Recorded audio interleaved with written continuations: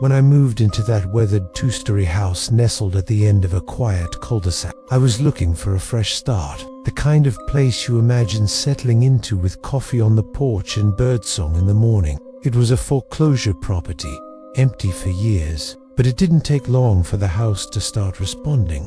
My dog, Charlie, would stare at the corner of the living room, ears pinned back, growling under his breath. I figured the place had old wiring, creaky floors, and maybe Charlie was just adjusting. I froze, sitting up in bed, heart pounding. Charlie whimpered and jumped onto the bed, something he never did. I got up, grabbed a flashlight, and checked every room. Nothing. Every door was locked. No one was there. Cheap, suspiciously cheap, but I chalked it up to good timing. Her smile faded. She looked down at her tea and whispered, "That was the Lawrence house. Poor Evelyn died there." The first few days were uneventful, just unpacking, dusting off old furniture left behind, and setting up Wi-Fi. Inside was a picture of a woman, Evelyn, young, smiling, wearing a long dress from what looked like the 1950s. On the back, written in cursive, "Home is where the heart stays."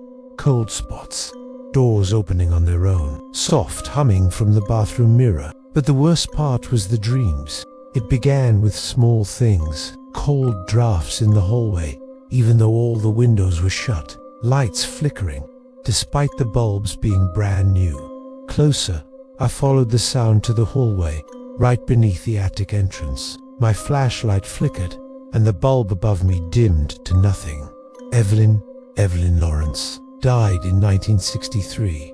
But what shocked me most was a detail no one mentioned, always standing in the shadows, watching me, her eyes empty, hollow. She never spoke. I pulled down the attic ladder and climbed into the dusty space. The air was thick, oppressive. My flashlight swept across cobwebs, forgotten boxes, old dolls, and Fanilia small, scorched teddy bear just stared. Then something dropped to the floor from above with a dull thud. I pried it open and found a small crawl space. Inside were tiny shoes, a child's blanket, bones. But then came the night I heard crying.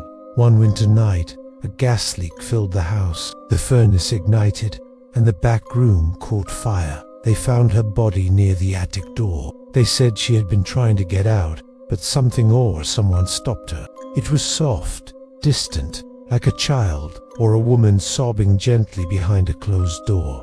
I felt peace. The next day, I asked my neighbor, Mrs. Henson, an elderly widow who had lived on the street for decades, if she knew anything about the house's history.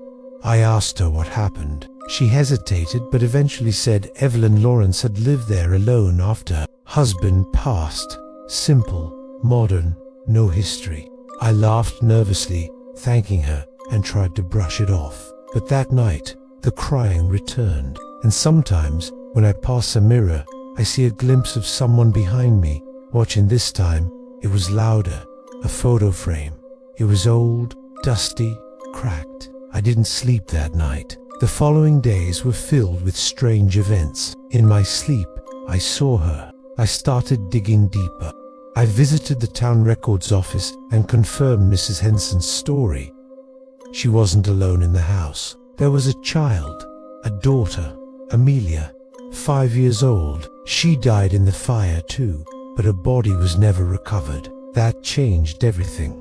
One night, I decided I needed answers. As I picked it up, the air dropped 20 degrees. I turned, and there she was, Evelyn, in the corner of the attic, eyes glowing faintly, face twisted in sorrow. "Why are you still here?" I whispered. She looked past me, toward the wall, then disappeared. I examined the wall. It didn't take much, just a few knocks, to realize it was hollow. I called the police. They confirmed what I already knew. Amelia never left that attic. Once her remains were buried properly, the house changed. The air lifted. The crying stopped. Charlie slept soundly again, but only for a few nights. One early morning, around 3 a.m., I awoke to a soft knock at my bedroom door. Charlie growled low. I opened the door slowly. No one was there, but the attic ladder was down. and a woman's voice whispered from above, "Thank you, but I'm still here." I moved out the next day.